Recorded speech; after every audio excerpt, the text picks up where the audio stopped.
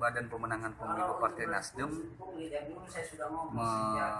launching program Nasdem Memanggil. Nasdem Memanggil ini adalah program di mana kami memanggil putra-putri terbaik, khususnya yang ada di Kota Makassar, untuk mau mendaftar menjadi bakal calon anggota legislatif DPRD untuk periode yang di 2019-2024 nanti.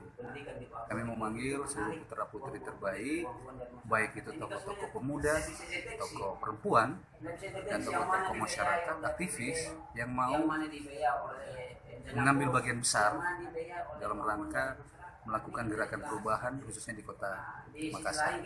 Program ini tanpa mahal, tidak ada biaya apapun, dan kita membuka penjaringan tanggal 7 Maret sampai 7 April. Kemudian akan kita seleksi, hasil seleksi ini kemudian akan kita sekolahkan.